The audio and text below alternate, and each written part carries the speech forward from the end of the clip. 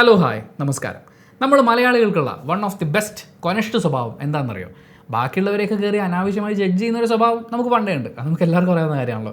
ഇതല്ല, മറ്റുള്ളവൻ എന്ത് ചെയ്യണം എന്നുള്ളതും കൂടി നമ്മളങ്ങ് തീരുമാനിക്കും. അയാൾക്ക് ഇങ്ങനെയൊക്കെ ചെയ്യേണ്ട വല്ല കാര്യമുണ്ടോ?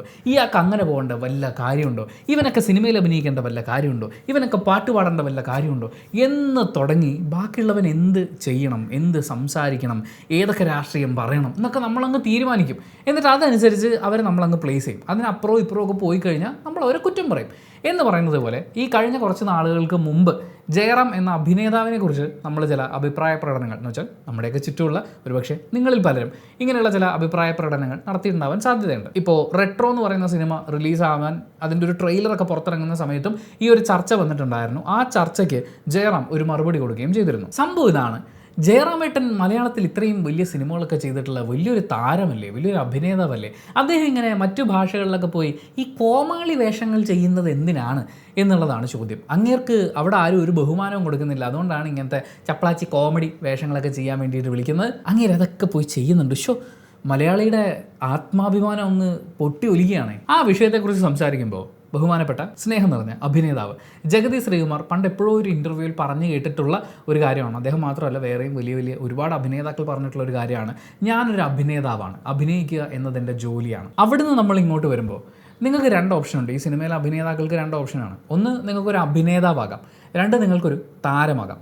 താരമായി മാറുക എന്ന് പറയുമ്പോൾ ഒരുപാട് ഉത്തരവാദിത്തങ്ങൾ നിങ്ങൾ എക്സ്ട്രാ എടുത്തു വെക്കുന്നുണ്ട്. പിന്നെ നിങ്ങൾ ഈ താരം അല്ലെങ്കിൽ ഒരു സ്റ്റാർ എന്നൊക്കെ പറയുമ്പോൾ ശ്രദ്ധിച്ച് നോക്കിയിട്ടുണ്ടെങ്കിൽ അറിയാം, പല കാര്യങ്ങൾ അവർ കോമൺ ആയിട്ട് അവരുടെ കരിയറിൽ പിന്നീട് അങ്ങോട്ട് തുടർന്ന് പോകേണ്ടതായിട്ട് വരും. ചെയ്യുന്ന സിനിമകൾ, ക്യാരക്ടേഴ്സിൻ്റെ സ്റ്റൈലുകൾ, ഇന്ന കാറ്റഗറിയിൽ പെടുന്ന അല്ലെങ്കിൽ ഈ ലെവലിൽ നിൽക്കുന്ന ഒരു വേഷമൊക്കെ ആയിരിക്കും നമ്മൾ ചെയ്യുക. ഇതിനൊക്കെ പൊളിച്ചെഴുതിയിട്ടുള്ള താരങ്ങൾ വേറെ ഉണ്ട് കേട്ടോ. എന്നാൽ പോലും കരിയർ പോകുന്നത് ആ ഒരു രീതിയിലായിരിക്കും. അപ്പോൾ ഒരു പെർട്ടിക്കുലർ കൈൻഡ് ഓഫ് വേഷങ്ങൾ അല്ലാതെയുള്ള വേഷങ്ങൾ അവർ ഏറ്റെടുക്കില്ല. കാര്യം ഇത് പ്ലാനിങ്ങിലാണ്. നമ്മൾ അടുത്ത പടം ചെയ്യുമ്പോൾ ഇത്രയ്ക്ക് നമ്മൾ വളരും, അപ്പോൾ അതനുസരിച്ച് നമ്മൾ ഇത്രയും റീച്ചുള്ള പോലത്തെ സിനിമകളും ക്യാരക്ടേഴ്സും മാത്രമാണ് ചെയ്യേണ്ടത്. നമ്മുടെ OTT, സാറ്റലൈറ്റ് പരിപാടികളൊക്കെ നമ്മൾ നോക്കേണ്ടതുണ്ട്, സ്റ്റാർ വാല്യൂ നോക്കേണ്ടതുണ്ട്, വേറെ ഒരുപാട് കാര്യങ്ങളുണ്ട്. അത് പറഞ്ഞു കഴിഞ്ഞാൽ നമ്മൾ ഒരുപാട് പൊളിറ്റിക്സിലേക്ക് കടക്കേണ്ടി വരും. എന്നാൽ പോലും ഒരു താരമായിരിക്കുക എന്നുള്ളത് ഒരാൾ ഒരുപാട് എഫേർട്ട് ഇട്ട് ചെയ്യുന്ന ഒരു പരിപാടിയാണ്. ഒരു അഭിനേതാവായി ഇരിക്കുക എന്ന് പറയുന്നത് തനിക്ക് കിട്ടുന്ന വേഷങ്ങളെ നന്നായി അവതരിപ്പിക്കുക എന്നുള്ള കാര്യത്തിൽ ഫോക്കസ് ചെയ്യുക എന്നുള്ളതാണ്. ജയറാമിലേക്ക് വരുമ്പോൾ പത്മരാജൻ മലയാള സിനിമയ്ക്ക് സംഭാവന ചെയ്ത അഭിനേതാക്കളിൽ ഒരാളാണ് അദ്ദേഹം. ഒരുപാട് ഗംഭീര വേഷങ്ങൾ അദ്ദേഹം ചെയ്തിട്ടുണ്ട്, ഗംഭീര അഭിനയ മുഹൂർത്തങ്ങൾ അദ്ദേഹം നമുക്ക് സമ്മാനിച്ചിട്ടുണ്ട്. ഞാൻ ജയറാം എന്ന അഭിനേതാവിൻ്റെ ഞാൻ കണ്ട് ഞെട്ടിയിരുന്നിട്ടുള്ള, അല്ലെങ്കിൽ കണ്ടിട്ട് എനിക്ക് വല്ലാണ്ട് സ്നേഹം തോന്നിയിട്ടുള്ളൊരു സിനിമ എന്ന് പറയുന്ന സിനിമയാണ്. ആ സിനിമ ഞാൻ കണ്ണൂരിൽ നിന്ന് ട്രെയിനിലിരിക്കുമ്പോൾ ലാപ്ടോപ്പിൽ കണ്ടു തുടങ്ങിയ സിനിമയാണ്. ഇപ്പോഴല്ല, കുറേ വർഷങ്ങൾക്ക് മുമ്പ്. അപ്പോൾ എൻ്റെ ലാപ്ടോപ്പിൽ ചാർജ് തീരരുതേ എന്ന് പ്രാർത്ഥിച്ച് ഷൊർണൂർ എങ്ങാണ്ട് ട്രെയിൻ നിർത്തിയപ്പം അവിടെ ഇങ്ങനെ സൈഡ് കയറുന്നത് എങ്ങനെയൊക്കെയോ അങ്ങനെ കൊതിച്ച് കണ്ടു തീർത്തൊരു സിനിമയാണ്. കാര്യം പുള്ളി അതിൻ്റെ അകത്ത് മാസ്മരികമാണ്. അതുപോലെ നമുക്ക് കണ്ടിരിക്കാൻ നമ്മുടെ കണ്ണ് നനയിപ്പിക്കുന്ന ഒരുപാട് രംഗങ്ങളുണ്ട്. ഞാനിതിൻ്റെ വളരെ ക്ലോസ് ആയിട്ടുള്ള ഒരു ഫ്രണ്ടിനോട് സംസാരിക്കുമ്പോൾ ഉത്തമൻ എന്ന് പറയുന്ന സിനിമയിലെ ഒരു രംഗം ഇപ്പോൾ കണ്ടാലും ഇരുന്ന് കരഞ്ഞു പോകും എന്നാണ് പറയുന്നത്. അങ്ങനെ ഒത്തിരി നല്ല മുഹൂർത്തങ്ങൾ നമുക്ക് സമ്മാനിച്ചിട്ടുള്ള ഒരു ഗംഭീര അഭിനേതാവാണ്, ഒരു അഭിനയ പ്രതിഭയാണ് ജയറാമേട്ടൻ. മമ്മൂട്ടി, മോഹൻലാൽ, സുരേഷ് ഗോപി, ജയറാം, ഇതായിരുന്നു അതിൻ്റെ ഒരു കണക്ക് തന്നെ. ബാക്കിയുള്ളവരൊക്കെ പിന്നീട് വന്നു ചേർന്നതാണ്. ഇതിനിടയിൽ നായകന്മാരായി അഭിനയിച്ചിട്ടുള്ള വേറെ അഭിനേതാക്കളുണ്ട്. പക്ഷേ താരങ്ങൾ എന്ന് പറയുന്ന ഒരു ലിസ്റ്റ് നമ്മൾ പറയുമ്പോൾ മമ്മൂട്ടി, മോഹൻലാൽ, സുരേഷ് ഗോപി, ജയറാം എന്നുള്ളതായിരുന്നു. പക്ഷേ ഒരു പെർട്ടിക്കുലർ സമയത്തിന് ശേഷം ജയറാം ചെയ്തിരുന്ന കഥാപാത്രങ്ങൾ, സിനിമകൾ തിയേറ്ററിൽ പരാജയങ്ങളാവാൻ തുടങ്ങി. അത് ഈ സോക്കോൾഡ് താരം ആയിട്ടുള്ള ഒരു സൂപ്പർ സ്റ്റാർ ചെയ്യുന്നത് പോലത്തെ കുറേ കഥാപാത്രങ്ങൾ ചെയ്തിട്ടുണ്ടായിരുന്നു, ഫൈറ്റും പരിപാടിയും ഒക്കെ ആയിട്ട്. എൻ്റെ ഓർമ്മയിൽ പരാജയ ചിത്രങ്ങൾ ഇങ്ങനെ അടുപ്പിച്ച് വരാൻ തുടങ്ങിയും എനിക്കൊന്ന് ജയറാം എന്ന് പറയുന്ന അഭിനേതാവിനെ ആളുകൾ കാണാൻ ആഗ്രഹിച്ചിരുന്ന ഒരു പാറ്റേണിൽ നിന്ന് അദ്ദേഹം എപ്പോഴും സ്ലിപ്പായി പോവുകയൊക്കെ ചെയ്തു എന്നാണ് എനിക്ക് ഫീൽ ചെയ്യുന്നത്. ഇത് എൻ്റെ മാത്രം ജഡ്ജ്മെൻ്റ് ആണ്. നിങ്ങളുടെ അഭിപ്രായങ്ങൾ പങ്കുവയ്ക്കാം. എന്തായാലും അങ്ങനെ വിജയപരാജയങ്ങളൊക്കെ ഇടകലർന്ന് പോയിക്കൊണ്ടിരുന്ന അദ്ദേഹത്തിൻ്റെ ഒരു യാത്രയിൽ നമ്മൾ മലയാളത്തിൽ അദ്ദേഹത്തിനെ ഏറ്റവും അവസാനം കാണുന്നത് അബ്രഹാം ഓസ്ലർ എന്ന് പറയുന്ന സിനിമയിലാണ്. അത് കഴിഞ്ഞ് അദ്ദേഹം ചെയ്ത തമിഴ് സിനിമകൾ വരുമ്പോഴാണ് ഈ ചോദ്യങ്ങൾ ഒരുപാട് ആളുകൾ ചോദിക്കുന്നത്. ഇപ്പോൾ ഗോട്ട് എന്ന് പറയുന്ന സിനിമയിലെ അദ്ദേഹത്തിൻ്റെ വേഷം, ഗെയിം ചേഞ്ചറിലെ വേഷം, ഇപ്പോൾ റെട്രോയുടെ ട്രെയിലർ വന്ന സമയത്ത് അവിടെയും അതായത് ഒരു കോമഡി വേഷം. നമ്മൾ പല ആളുകളും അതിൻ്റെ താഴെയൊക്കെ വരുന്ന കമൻറ്റുകൾ, ഇദ്ദേഹത്തിനെക്കുറിച്ച് പലരും ചെയ്തിട്ടുള്ള വീഡിയോസിൻ്റെ ഒക്കെ താഴെ വന്നിട്ടുള്ള കമൻറ്റുകൾ കോമാളി വേഷങ്ങൾ ചെയ്യുന്നു എന്നുള്ളതാണ്. ഞാൻ ആ ഒരു വേർഡിനെ ഒന്ന് മാറ്റി പ്ലേസ് ചെയ്യാനാണ് ആഗ്രഹിക്കുന്നത്. തമാശയ്ക്ക് പ്രാധാന്യമുള്ള വേഷങ്ങൾ അദ്ദേഹം ചെയ്യുന്നു, അല്ലെങ്കിൽ വളരെയധികം റീച്ചുള്ള വലിയ താരങ്ങൾ അഭിനയിക്കുന്ന ഇതര ഭാഷാ സിനിമകളിൽ അദ്ദേഹവും ഭാഗമാകുന്നു. ഇപ്പോൾ ആലോചിച്ച് നോക്കൂ, ജയറാം നിങ്ങൾക്കൊരു പക്ഷേ അദ്ദേഹം ഒരു വലിയ താരമാണ്, അതുകൊണ്ട് വലിയ വേഷങ്ങളെ ചെയ്യാൻ പാടുള്ളൂ എന്ന് പറഞ്ഞ് ജയറാം അദ്ദേഹത്തിൻ്റെ ആ ഒരു പോപ്പുലാരിറ്റിയുടെ ഒരു പീക്ക് ലെവലൊക്കെ ഉണ്ടല്ലോ, ആ സമയത്ത് ഉണ്ടായിരുന്നതിനേക്കാൾ വലിയ താരങ്ങളാണ് സൂര്യയും വിജയും ഒക്കെ ഇന്ന്. അപ്പോൾ അവരുടെ സിനിമയിൽ ഭാഗമാകുമ്പോൾ എന്നെ വിളിക്കുകയാണെങ്കിൽ വളരെ പ്രധാനപ്പെട്ട ഒരു വേഷത്തിൽ മാത്രമേ വിളിക്കാൻ പാടുള്ളൂ എന്ന് പറഞ്ഞ് ബലം പിടിച്ചിരിക്കാൻ പറ്റൂ. മറ്റൊന്ന്, സിനിമയിൽ നിന്ന് ഒരാൾക്ക് കിട്ടാവുന്ന പ്രധാനപ്പെട്ട കാര്യങ്ങളെ ഒന്ന് പരിഗണിക്കുകയാണ്. അംഗീകാരം, പണം, പ്രശസ്തി, ബഹുമാനം. ഈ പറഞ്ഞ 4 കാര്യങ്ങൾ നമ്മളിപ്പോൾ തമിഴ് സിനിമ എടുത്ത് നോക്കുകയാണെങ്കിൽ അത് ജയറാം എന്ന അഭിനേതാവിന് വേണ്ടുവോളം കൊടുത്തിട്ടുള്ള ഒരു ഇൻഡസ്ട്രിയാണ്. വളരെയധികം ബഹുമാനത്തോടു കൂടിയാണ്. അതിപ്പോൾ ജയറാം എന്ന് പറയുന്ന ഒരു നടൻ മാത്രമല്ല കേട്ടോ, നിങ്ങൾ കുഞ്ഞു വേഷങ്ങൾ ചെയ്യുന്ന അഭിനേതാക്കളെ വരെ എടുത്ത് നോക്കിക്കോളൂ. അതായത് ഒരു സീൻ 2 സീനിനൊക്കെ തമിഴിൽ അഭിനയിച്ചിട്ട് വന്നിട്ടുള്ള ആളുകൾ പോലും ഇവിടെ വന്നിട്ട് പറയുന്നത് അവിടെ കിട്ടിയൊരു റെസ്പെക്റ്റാണ്.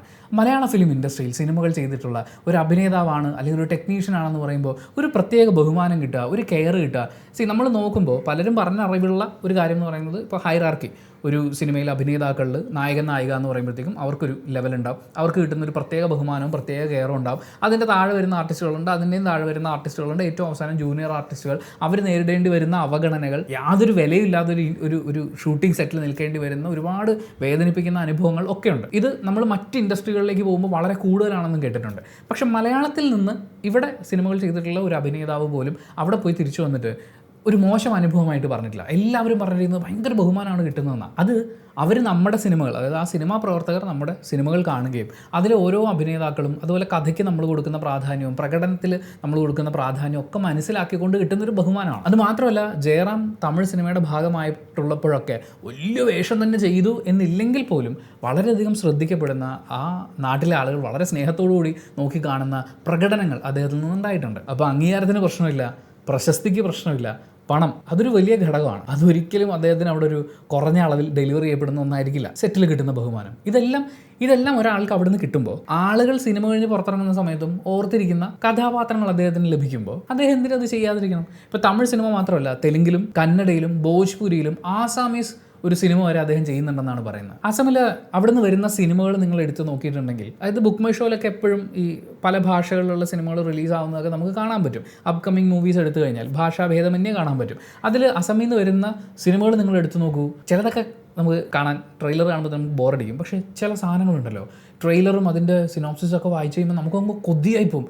അയ്യോ, ഇങ്ങനെയൊക്കെ ഒരു സ്റ്റോറിയോ അല്ലെങ്കിൽ ഇങ്ങനെ ഇത് വിഷ്വലൈസ് ചെയ്യാൻ പറ്റുമോ എന്ന് നമുക്ക് തോന്നുന്ന പോലത്തെ ഗംഭീര സിനിമകളുണ്ടായിട്ടുണ്ട്. നമ്മൾ തന്നെ ഈ ചാനലിൽ എത്രയോ സിനിമകളെക്കുറിച്ച് സംസാരിച്ചിരിക്കുന്നു. ബഡ്ജറ്റ് കൊണ്ടോ അല്ലെങ്കിൽ ഈ പറയുന്ന ഒരു പാൻ ഇന്ത്യൻ റീച്ച് കൊണ്ടോ ഭയങ്കര സംഭവം അല്ലെങ്കിൽ പോലും നല്ല പ്രകടനങ്ങൾക്ക് നല്ല കഥയ്ക്കും സ്കോപ്പുള്ള ഇൻഡസ്ട്രീസിലേക്ക് വരെ ആ അഭിനേതാവിനെ വിളിക്കുന്നുണ്ട് എങ്കിൽ ആസ് ആൻ ആക്ടർ അയാളുടെ വളർച്ച എവിടെയും നിന്നു പോയില്ല. അയാളൊരു താരമായി അവിടെ അങ്ങ് സെറ്റായി ഉറച്ചു പോയി കഴിഞ്ഞാൽ പിന്നെ വളർച്ച ഉണ്ടാകുന്നില്ലല്ലോ. പക്ഷേ അദ്ദേഹത്തിൻ്റെ പുതിയ പ്രോജക്റ്റുകളെ കുറിച്ച് കേൾക്കുമ്പോൾ ഇനിയും ഒരുപാട് എക്സ്പെരിമെൻ്റ് ചെയ്യാനുള്ള അവസരങ്ങൾ അദ്ദേഹത്തിനുണ്ട്. മാത്രമല്ല, ചെയ്യുന്ന ജോലിയെക്കുറിച്ച് അദ്ദേഹം ഈ ലാസ്റ്റ് തിരുവനന്തപുരത്ത് വെച്ച് നടന്ന ഒരു ഫംഗ്ഷനിൽ പറഞ്ഞ ഡയലോഗാണ് ഇപ്പോൾ ഒരുപാട് ആളുകൾ ഷെയർ ചെയ്തും ഒക്കെ പൊയ്ക്കൊണ്ടിരിക്കുന്നത്. മറ്റ് ഭാഷകളിൽ സിനിമകൾ ചെയ്യുമ്പോൾ അവിടെ നിന്ന് സ്നേഹം കിട്ടുന്നുണ്ട്. ആ സ്നേഹം എനിക്കുള്ളത് മാത്രമല്ല, മലയാളത്തിന് തന്നെ കിട്ടുന്നൊരു സ്നേഹമാണ് എന്ന് അദ്ദേഹമൊക്കെ പറയുന്നുണ്ട്. ജയറാം അദ്ദേഹത്തിൻ്റെ വിനയം ലോകപ്രശസ്തമാണല്ലോ. അപ്പോൾ പുള്ളി അങ്ങനെ വിനയം കൊണ്ട് പറയുന്നുണ്ടെങ്കിലും മലയാള സിനിമയ്ക്ക് കിട്ടുന്ന സ്നേഹം അത് അദ്ദേഹത്തിനും കൂടി കിട്ടുന്നുണ്ട്. അത് കൂടാതെ അദ്ദേഹത്തിലെ അഭിനേതാവിന് കിട്ടുന്ന ബഹുമാനം കൂടിയാണത്. പക്ഷേ ആ കൂട്ടത്തിൽ പുള്ളി പറഞ്ഞാണ് എനിക്ക് ഏറ്റവും ഇഷ്ടപ്പെട്ടത്, നമ്മൾ ചെയ്യുന്ന ജോലി നമ്മൾ ആദ്യം ഇഷ്ടപ്പെടുക എന്നുള്ളതാണ്. ഒരു അഭിനേതാവെന്ന നിലയിൽ കിട്ടുന്ന വേഷങ്ങൾ അത് നന്നായി ചെയ്യുമ്പോൾ അതിന് ചെറിയ ചെറിയ കയ്യടികൾ കിട്ടുമ്പോൾ പോലും അതിൽ സന്തോഷം കണ്ടെത്താൻ പറ്റുക എന്ന് പറയുന്നത് വലിയൊരു കാര്യമാണ്. അതായത് എനിക്ക് വലിയ ഉരുള കിട്ടിയാലേ എൻ്റെ വാ നിറയൂ വയറ് നിറയൂ എന്ന് വിചാരിച്ചിരിക്കുന്നതിനേക്കാൾ കിട്ടുന്ന ചെറിയ ഉരുളയാണെങ്കിലും അത് ആസ്വദിച്ച് കഴിക്കുകയും അത് മനസ്സ് നിറഞ്ഞ് വയറ് നിറയുന്നതിലേക്ക് മാറുകയും ചെയ്യുമ്പോഴാണ് അതിലൊരു സുഖമുണ്ടല്ലോ. അതേപോലെ തന്നെ ഏതൊരു ജോലിയും ബഹുമാനിക്കുക എന്നുള്ളത്. ഇപ്പോൾ പല ആളുകളും ഉപയോഗിക്കുന്ന വാക്ക് തമിഴിലൊക്കെ പോയി കോമാളി വേഷങ്ങൾ ചെയ്യുന്നു. ശരി, അത് ജയറാം ചെയ്തില്ല, മറ്റൊരു അഭിനേതാവ് ചെയ്തു. അപ്പോൾ അയാൾ കോമാളി ആക്ടറാണോ? അയാളൊരു കോമാളി ആയിട്ടാണോ നിങ്ങൾ കാണുന്നത്? അത്തരം വേഷങ്ങൾ ചെയ്യുന്നവരൊക്കെ കോമാളികളാണോ? അങ്ങനെ ചിന്തിക്കുകയാണെന്നുണ്ടെങ്കിൽ മലയാളത്തിലും മറ്റ് ഇൻഡസ്ട്രികളിലും ഒക്കെ നിൽക്കുന്ന വളരെ ചീപ്പായിട്ടുള്ള അഭിനേതാക്കൾക്കിടയിൽ നമ്മൾ കാണുന്ന ആ ഒരു ഹൈറാർക്കിയെ നിങ്ങളും ആക്സെപ്റ്റ് ചെയ്യുന്നത് പോലെയാണ്.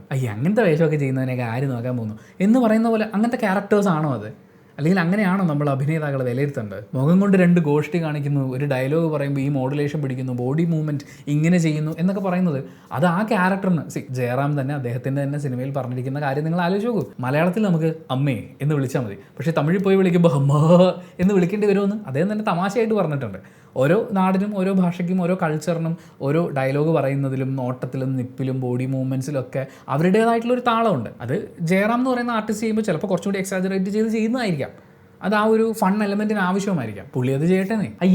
ഇങ്ങനത്തെ വേഷമൊക്കെ ചെയ്യുന്നു, എന്ന് ചോദിക്കേണ്ട എന്ത് ആവശ്യമാണെന്ന് എനിക്കറിയാം. നിങ്ങൾക്ക് കാണുക, ഇഷ്ടമാണെങ്കിൽ ഇഷ്ടപ്പെടുക, ആ വേഷം അല്ലെങ്കിൽ അഭിനയം ശരിയായില്ല എന്ന് തോന്നുകയാണെങ്കിൽ വിമർശിക്കാം. പക്ഷെ അങ്ങേര് എന്ത് ചെയ്യണമെന്ന് അങ്ങേരുടെ തലയിൽ കയറിയിരുന്ന് തീരുമാനം എടുക്കുന്ന പോലെ, അല്ലെങ്കിൽ അതിനെ ജഡ്ജ് ചെയ്ത് അയാൾ ചെയ്യുന്ന വേഷങ്ങളെ എന്തെന്നറിയോ, ആ വേഷങ്ങളെ നിങ്ങൾ കോമാളി വേഷങ്ങളിൽ വിളിക്കുമ്പോൾ ആ വേഷങ്ങൾ അദ്ദേഹം അല്ലാതെ മറ്റാരെങ്കിലും ചെയ്യുന്നത് അവരൊക്കെ കോമാളികളാണ്, അവർക്കൊക്കെ അത് ചെയ്യാം എന്നാണ്. പിന്നെ ജയറാം അദ്ദേഹത്തിൻ്റെ സ്പീച്ച് പറഞ്ഞ കുറേ കാര്യങ്ങൾ എനിക്ക് ഇഷ്ടപ്പെട്ടു. ഇപ്പോഴും അമ്പലത്തിൽ ചെണ്ട കൊട്ടാൻ പോകേണ്ട കാര്യമുണ്ടോ എന്നൊക്കെ പറയുന്ന ചോദ്യങ്ങൾ ഉണ്ടാകുമ്പോൾ, അങ്ങനെ ചെണ്ട കൊട്ടുമ്പോൾ അയാൾ അനുഭവിക്കുന്ന സന്തോഷം 2 നാഷണൽ അവാർഡുകൾ കിട്ടുന്നതിനേക്കാൾ വലുതാണ് എന്ന് പറയുമ്പോൾ എനിക്കതിനോട് റിലേറ്റ് ചെയ്യാൻ പറ്റുന്നുണ്ട്. ഞാൻ അത്യാവശ്യം നല്ല സാലറി വാങ്ങി ഒരു റേഡിയോ സ്റ്റേഷനിൽ റേഡിയോ ജോക്കി ആയിട്ട് ജോലി ചെയ്തുകൊണ്ടിരിക്കുകയായിരുന്നു.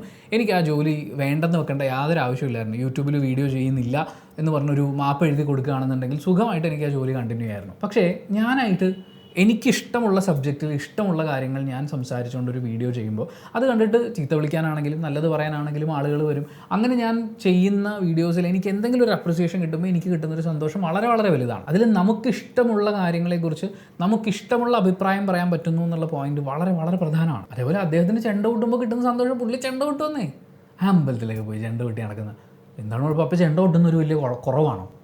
ചെണ്ട കൊട്ടാൻ പോകുന്നവരൊക്കെ എന്തെങ്കിലും കുറഞ്ഞവരാണോ? അങ്ങനെ അല്ലല്ലോ, അങ്ങനെ കരുതാൻ പാടില്ലല്ലോ. മാത്രമല്ല അദ്ദേഹം സ്റ്റേജിൽ വെച്ച് പ്രേം നസീറിനെ ഇമിറ്റേറ്റ് ചെയ്യുമ്പോൾ ഞാൻ ആലോചിക്കും, ഇപ്പം പല പഴയ മിമിക്രിക്കാരും മിമിക്രി ചെയ്യാൻ പേടിച്ചുകൊണ്ടിരിക്കുക. കാര്യം അവർ പറഞ്ഞു കഴിഞ്ഞാൽ എന്ത് ഡയലോഗ് പറഞ്ഞു കഴിഞ്ഞാൽ അവരുടെ തന്നെ ശബ്ദം പുറത്തേക്ക് വരുന്നു എന്നുള്ള രീതിയിൽ കുറച്ച് സിനിമകളൊക്കെ ആയി കഴിയുമ്പോഴേക്കും മിമിക്രി എന്ന് പറയുന്ന അവരാക്കി മാറ്റിയ ആ ഒരു ആർട്ട് അവർ പ്രാക്ടീസ് ചെയ്യാത്തതുകൊണ്ടാണോ എന്ന് പോലും തോന്നിയിട്ടുണ്ട്.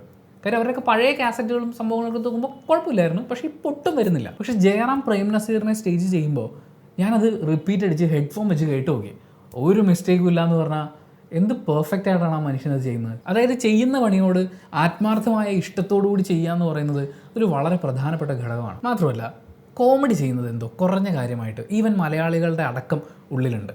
സുരാജ് വെഞ്ഞാറമൂട് എന്ന് പറയുന്ന അഭിനേതാവിനെക്കുറിച്ച് ഇപ്പോൾ പിന്നെ കുറച്ച് ആളുകൾക്ക് അദ്ദേഹത്തിലൊരു പ്രത്യേക കണ്ണും കാവലും ഉള്ളത് കൊണ്ട് സിറാജ് വെഞ്ഞാറമൂട് എന്ന് വരെ അദ്ദേഹത്തെ വിളിക്കുന്ന ആളുകളുണ്ട്. പക്ഷേ പുള്ളി കോമഡി വേഷങ്ങളൊക്കെ ചെയ്തുകൊണ്ടിരുന്ന സമയത്ത്, അദ്ദേഹം മിമിക്രിയൊക്കെ ചെയ്തുകൊണ്ടിരുന്ന സമയത്ത് ഒരുപാട് ആ തമാശകളെ എൻജോയ് ചെയ്ത ആൾക്കാരെ പോലെ തന്നെ എന്ത് കുറഞ്ഞ കാര്യം ചെയ്യുന്നു എന്നുള്ളത് പോലെ. പക്ഷേ സീരിയസ് ആയിട്ടുള്ള വേഷങ്ങൾ ചെയ്യാൻ തുടങ്ങിയപ്പോൾ കൂടുതൽ അദ്ദേഹത്തെ അംഗീകരിക്കുന്നു, കൂടുതൽ ഇഷ്ടപ്പെടുന്നു. നമുക്ക് മൊത്തത്തിൽ ആ ഒരു സാധനമുണ്ട്. എൻഡ് ഓഫ് ദി ഡേ ഇവരൊക്കെ ചെയ്യുന്നത് അവരവർക്ക് കിട്ടുന്ന വേഷങ്ങളെ ഏറ്റവും നന്നായി സ്ക്രീനിലെത്തിക്കാൻ നോക്കുന്നു എന്നുള്ളതാണ്. ഒരു അഭിനേതാവെന്ന നിലയിൽ ഏറ്റവും മികച്ച പ്രകടനം പുറത്തെടുക്കാൻ വേണ്ടിയിട്ടാണ്. പക്ഷെ നമ്മൾ ചിലതിനെയൊക്കെ കോമാളിക്കളി, ചിലതിനെയൊക്കെ തരം താണത് എന്നൊക്കെയുള്ള ഒരു വിലയിരുത്തൽ നടത്തുന്നുണ്ട്. പിന്നെ ഇതിപ്പോൾ ജയറാമിനെ കുറിച്ച് മാത്രം ഉണ്ടാകുന്ന ചർച്ചയല്ല. മോഹൻലാൽ ജനതാ ഗ്യാരേജ് ചെയ്തപ്പോൾ കുറേ ആൾക്കാർ അത് ചോദിച്ചിട്ടുണ്ടായിരുന്നു. മമ്മൂട്ടി ഏജൻറ്റ് ചെയ്ത് കഴിഞ്ഞപ്പോൾ കുറേ ആൾക്കാർ ചോദിച്ചിട്ടുണ്ടായിരുന്നു. അതായത് നമുക്ക് ഇവരെ ഇങ്ങനെ കാണുന്നതാണ് ഇഷ്ടം, അപ്പോൾ അവരൊക്കെ എന്തിനാണ് മറ്റു ഭാഷകളിൽ പോയി അങ്ങനെ ചെയ്യുന്നത് എന്ന് ചോദിച്ചു കഴിഞ്ഞാൽ സിനിമയ്ക്ക് ആവശ്യമായ ഒരു കൾച്ചറൽ എക്സ്ചേഞ്ച് ഉണ്ട്. അവരുടെ മുഖങ്ങൾ അവിടെ പോപ്പുലർ ആവുന്ന സമയത്ത് ഇവിടുന്ന് അങ്ങോട്ട് സിനിമകൾ പോകുമ്പോൾ അതിന് അതിൻ്റെതായിട്ടുള്ള ഗുണങ്ങളുണ്ടാകും. മാത്രമല്ല അംഗീകാരം, പണം, പ്രശസ്തി തുടങ്ങി ഒരു സിനിമ മേഖലയിൽ നിന്ന് അഭിനേതാവിനോ ടെക്നീഷ്യനോ കിട്ടുന്ന കാര്യങ്ങൾ അവർക്ക് ആ ഇൻഡസ്ട്രിയിൽ നിന്ന് കിട്ടുന്നുണ്ട്. പിന്നെ ഒരു കാര്യമില്ലാതെ നമ്മൾ എന്തിനാണ് ഇതിൽ സങ്കടപ്പെടാൻ പോകുന്നത്. മാത്രമല്ല ജയറാം സിനിമകളെ മൊത്തത്തിൽ എടുത്ത് നോക്കുമ്പോൾ അദ്ദേഹത്തിൻ്റെ സിനിമകൾ ഇപ്പോൾ മലയാളത്തിൽ വരുന്നത് വളരെ കുറഞ്ഞുണ്ട്. കുറേ ആൾക്കാർ പലപ്പോഴും ഇടുന്നൊരു കമൻറ്റ് തന്നെ ഇതാണ്, പഴയ ജയറാമേട്ടനെ മിസ് ചെയ്യുന്നു, വിൻറ്റേജ് ജയറാമിനെ മിസ് ചെയ്യുന്നു എന്നുള്ളത്. വിൻറ്റേജ് ജയറാമിനെ മിസ് ചെയ്യുന്നവർ വിൻറ്റേജ് സിനിമകൾ തന്നെ കാണുക എന്നുള്ളതാണ് ഏറ്റവും എളുപ്പമുള്ള മാർഗ്ഗം എന്ന് പറയുന്നത്. കാരണം അദ്ദേഹത്തിൻ്റെ സിനിമകളെ മൊത്തത്തിൽ നമ്മൾ എടുത്തു നോക്കുമ്പോൾ ഇതൊരു വിമർശനം കൂടിയായിട്ട് വേണമെങ്കിൽ കാണാവുന്നതാണ്. അദ്ദേഹത്തിൻ്റെ സിനിമകളിലെ കേന്ദ്ര കഥാപാത്രങ്ങൾ തന്നെയായിരിക്കും പുള്ളി ചെയ്തിട്ടുണ്ടാവുക. ചെയ്യുന്നതിനൊക്കെ വളരെ ഡോമിനൻ്റ് ആയിട്ടുള്ള ഒരു സ്വഭാവമാണ് ഉണ്ടാവുക. നായികയോടാണെങ്കിലും കൂട്ടുകാരായിട്ടുള്ള തമാശകൾ ചെയ്യുന്ന അഭിനേതാക്കളോടാണെങ്കിലും വളരെയധികം അധികാരഭാവത്തോടു കൂടി അവരെയൊക്കെ പുച്ഛിക്കുന്ന, കളിയാക്കുന്ന, നിന്നെ കൊണ്ടൊക്കെ എന്തിനു കൊള്ളാം എന്ന ഒരു ഭാവം ഉള്ള അത്തരം കഥാപാത്രങ്ങൾ അദ്ദേഹം കുറേ ചെയ്തിട്ടുണ്ട്. അദ്ദേഹത്തിൻ്റെ വിജയ ചിത്രങ്ങളിൽ പോലും നമുക്ക് ആ ഒരു സ്വഭാവം കാണാൻ പറ്റുന്നതാണ്. പക്ഷേ ഈ ഡോമിനൻസ് കാണിക്കുമ്പോഴും ഇടയിൽ കൂടി ഒരു സെൻറ്റി ലൈൻ പോകുന്നുണ്ടാവും. ആ സെൻറ്റി ലൈനിൽ ഒന്നെങ്കിൽ ഞാനൊരു കർഷകൻ്റെ മകനാണ് എന്നൊക്കെ പറയുന്ന പോലെ, ഞാനൊരു നാട്ടിൻപുറത്തുകാരനാണ് എന്ന് പറയുന്ന പോലത്തെ ഒരു സാധനവും അതിൻ്റെ കൂടെ കുറച്ച് പ്രാരാബ്ദവും കൂടി കയറ്റി അങ്ങ് സെറ്റ് ചെയ്യും. അപ്പോൾ ഈ ഡോമിനൻറ്റ് സാധനം വെച്ചുകൊണ്ട് ബാക്കിയുള്ളവരെ പുച്ഛിക്കുകയും കളിയാക്കുകയും ചെയ്യുന്ന കുറച്ച് കോമഡി സാധനങ്ങളും, പിന്നെ തലയെടുപ്പുള്ളവനാണ് നായകൻ എന്ന് പറയുന്ന ഒരു ഇമേജ് നിലനിർത്തുകയും എന്നാൽ അയാളൊരു പാവ മനുഷ്യനാണ്, ഒരു നിഷ്കളങ്കനാണ്, ഒരു ശുദ്ധന എന്ന് പറയുന്ന പോലത്തെ ഒരു സെൻറ്റി ലൈൻ അതിൻ്റെ കൂടെ പോവുകയും ചെയ്യും. എന്നാൽ അതേസമയം തന്നെക്കാൾ പ്രായത്തിന് മൂത്ത, സ്ഥാനങ്ങൾ കൂടുതൽ കിട്ടിയ ആളുകളോട് അയ്യോ എന്ന് പറഞ്ഞ് നിൽക്കുന്ന വിനയാന്വിതനായും നമുക്ക് സിനിമകളിൽ കാണാൻ പറ്റും. പക്ഷേ ഇന്ന് ബുദ്ധിശൂന്യമായി കാര്യങ്ങളെ നോക്കിക്കാണുന്ന വളരെ ഈഗോയിസ്റ്റിക് ആയിട്ടുള്ള നായക കഥാപാത്രങ്ങൾക്ക് ഒരു പഞ്ഞം വന്നിട്ടുണ്ട്. അല്ലെങ്കിൽ അത്തരം കഥാപാത്രങ്ങളെ മലയാളികൾ വിജയിപ്പിക്കുന്നതിൽ ഒരു ചെറിയ ഇടിവ് വന്നിട്ടുണ്ടെന്നാണ് എനിക്ക് തോന്നുന്നത്. ശരിക്കും പറഞ്ഞാൽ ഈ ജയറാം ചെയ്തിട്ടുള്ള കഥാപാത്രങ്ങളെക്കുറിച്ച് അതിൻ്റെ ഒരു കോമൺ ആയിട്ടുള്ള ഒരു വിമർശനം അദ്ദേഹത്തിൻ്റെ തന്നെ ഒരു സിനിമയിൽ ഭാനുപ്രിയ അവതരിപ്പിക്കുന്ന കഥാപാത്രം തിരിച്ചു ചോദിക്കുന്നുണ്ട്. അതായത് ആദ്യം വളരെ ഡോമിനൻ്റ് ആയിട്ട് നിൽക്കും, അത് കഴിഞ്ഞ് ഈ സെൻറ്റ് ട്രാക്കും കൂടി ഇട്ടിട്ട് എന്നാൽ പിന്നെ ഞാനിനി ഇല്ല എന്നൊക്കെ പറയുന്ന പോലത്തെ ഒരു പരിപാടിയാണ്. അപ്പോൾ ഈ കൊച്ചു കൊച്ചു സന്തോഷങ്ങളുടെ ക്ലൈമാക്സിനോട് അടുത്ത് വരുമ്പോൾ ഇദ്ദേഹം ഭാര്യ ഡാൻസർ ആവുന്നു, അവൾ പ്രശസ്തിയിലേക്ക് മാറുന്നു. അപ്പോൾ അത് സഹിക്കാൻ പറ്റാതെ അവളുടെ ഒരു വലിയ പണക്കാരുടെ ആ ഒരു വീട്ടിൽ താമസിക്കാൻ പറ്റാതെയുള്ള ഇയാളുടെ കോംപ്ലക്സുകളൊക്കെ ഇങ്ങനെ കൂടിക്കൊണ്ടിരിക്കുകയാണ്. അതിനിടയിൽ ഭാര്യയ്ക്ക് ഒരു നല്ല ജീവിതം കിട്ടട്ടെ എന്ന് സ്വയം അങ്ങ് തീരുമാനിച്ച് പുള്ളി അവളുടെയും കൂടി കുഞ്ഞിനെ എടുത്തുകൊണ്ട് ആരോടും പറയാതെ മുങ്ങുകയാണ് ചെയ്തത്. വൃത്തികേടാണ്. എന്നിട്ട് പുള്ളി അതിനെ ന്യായീകരിക്കുന്നത് അവളുടെ വളർച്ചയിൽ ഞാനും മോനും ഒരു തടസ്സമാവരുതെന്നേ ഞാൻ കരുതിയിട്ടുള്ളൂ എന്നുള്ളതാണ്. അത് കണ്ട് കണ്ണീർ പൊഴിച്ചിട്ടുള്ള ആളുകൾ ചിലപ്പോൾ ഉണ്ടാവും. ഇപ്പോൾ ഭാനുപ്രിയയുടെ കഥാപാത്രം പറയുന്നത് ഇങ്ങനെയാണ്: മനസ്സിൽ എന്തെങ്കിലും ഒന്ന് വിചാരിക്കും, എന്നിട്ടത് സത്യമാണെന്ന് വിശ്വസിക്കും, എന്നിട്ട് ഓരോ കാരണങ്ങൾ കണ്ടെത്തി അതിനെ അങ്ങ് ന്യായീകരിക്കും. ഇതൊക്കെ ഭീരുക്കളായ ഭർത്താക്കന്മാരുടെ ലക്ഷണമാണ് എന്നുള്ളതാണ്. ഏതാണ്ട് സിമിലർ സാധനങ്ങൾ നമുക്ക് പല കഥാപാത്രങ്ങളിൽ ആവർത്തിച്ച് വരുന്നത് കാണാൻ പറ്റും. മാത്രമല്ല അത്തരം കഥാപാത്രങ്ങൾ ചെയ്യുന്ന ഒരു പ്രായത്തിൽ നിന്ന് അല്ലെങ്കിൽ ഒരു പക്വതയുടെ ലെവൽ എന്നാണ് എനിക്ക് പറയാൻ തോന്നുന്നത്. അവിടെ നിന്നൊക്കെ ഒരുപാട് മാറി ഇങ്ങോട്ടെത്തി ജയറാം എന്ന അഭിനേതാവ്. താരമല്ല, അഭിനേതാവ്. പക്ഷേ ഇന്നത്തെ മലയാള സിനിമയുടെ വാണിജ്യ ആവശ്യങ്ങൾക്ക് താരങ്ങളെയാണ് ആവശ്യം. അതുകൊണ്ടാണ് താരമായ ജയറാമിനെ തിരിച്ചു കൊണ്ടുവരാൻ വേണ്ടിയുള്ള ശ്രമങ്ങൾ നടക്കുന്നുവെന്ന് എനിക്ക് ഫീൽ ചെയ്യുന്നു. അല്ലെങ്കിൽ അത്തരം ആഗ്രഹ പ്രകടനങ്ങൾ കൂടുതലായിട്ട് കാണുന്നത്. ജയറാമിലെ അഭിനയ പ്രതിഭ തന്നെ തിളങ്ങട്ടെ എന്നാണ് ഞാനും ആഗ്രഹിക്കുന്നത്. അദ്ദേഹം താരപ്പൊലിമകൾ നഷ്ടപ്പെട്ടു പോയ ഒരാളാണ് എന്നൊന്നുമല്ല കേട്ടോ ഞാൻ പറയുന്നത്. പക്ഷേ തമിഴിലും തെലുങ്കിലും കന്നഡയിലും ഒക്കെ അദ്ദേഹം ചെയ്യുന്ന ഈ തമാശ വേഷങ്ങൾ ഒരു പക്ഷേ ചിരിപ്പിക്കുക എന്ന് പറയുന്ന അത്ര ഈസി ആയിട്ടുള്ള കാര്യമല്ല എന്ന് എല്ലാവർക്കും അറിയാവുന്നൊരു ഫാക്റ്റുണ്ട്. അദ്ദേഹത്തിൻ്റെ ഏറ്റവും സ്ട്രോങ് പോയിന്റ് വളരെയധികം ചിരിപ്പിക്കുകയും വളരെയധികം നമ്മളെ ഇമോഷണലി ഹുക്ക് ചെയ്യുകയും ചെയ്യുക എന്നുള്ളതാണ്. രണ്ടും പുള്ളിയുടെ സ്ട്രോങ് പരിപാടിയാണ്. അപ്പോൾ പുള്ളി ചിരിപ്പിക്കൽ പരിപാടികളാണ് പിടിച്ചുകൊണ്ടിരിക്കുന്നത്. അതിനിടയിൽ ഹാർഡ് കോർ നമ്മളെ ഹിറ്റ് ചെയ്യുന്ന ഇമോഷണൽ സാധനങ്ങൾ പുള്ളി ചെയ്തേക്കാം. ചിലപ്പോൾ ഞെട്ടിക്കുന്ന ഒരു വില്ലൻ ക്യാരക്ടറിലേക്ക് പുള്ളി മാറുന്നത് നമ്മൾ കണ്ടേക്കാം. സരോജയിലൊക്കെ കണ്ടിട്ടുള്ള പോലെ. അദ്ദേഹം എന്തിനാണ് അത് ചെയ്യുന്നത്, അദ്ദേഹത്തിന് ഇത് ചെയ്താൽ പോരെ എന്നൊക്കെയുള്ള ചോദ്യങ്ങൾക്ക് പകരം പുള്ളി അത് ചെയ്യുന്നുണ്ട്, കണ്ടു നോക്കാം, പുള്ളിയെ കൊണ്ട് പറ്റുന്ന പോലെ അത് വൃത്തിക്ക് ചെയ്തിട്ടുണ്ട്, അല്ലെ പുള്ളി ചെയ്ത് അത്ര ശരിയായിട്ടില്ല എന്നൊക്കെ നമ്മൾ പറയുന്നത് അതിലൊരു വിമർശന സാധ്യതയാണ്. പുള്ളി എന്തിനാണ് ഇത് ചെയ്യുന്നത് എന്നുള്ളത് അത് പുള്ളിയുടെ ചോയ്സാണ്. ജയറാം എന്ന അഭിനേതാവിന് അദ്ദേഹത്തിൻ്റെ അഭിനയ വഴിയിലും അദ്ദേഹത്തിൻ്റെ മറ്റ് കലാരംഗത്തുള്ള പ്രവർത്തനങ്ങൾക്കും ഒരു ഓൾ ദി ബെസ്റ്റ് പറഞ്ഞിട്ട് നമ്മൾ ഈ വീഡിയോ അവസാനിപ്പിക്കുകയാണ്. Thank you so much for watching this video. Video ഇഷ്ടപ്പെട്ടാൽ ലൈക്ക് ചെയ്യുക, കമൻറ്റ് ചെയ്യുക, ഷെയർ ചെയ്യുക, സബ്സ്ക്രൈബ് ചെയ്യുന്ന കാര്യം പരിഗണിക്കുക.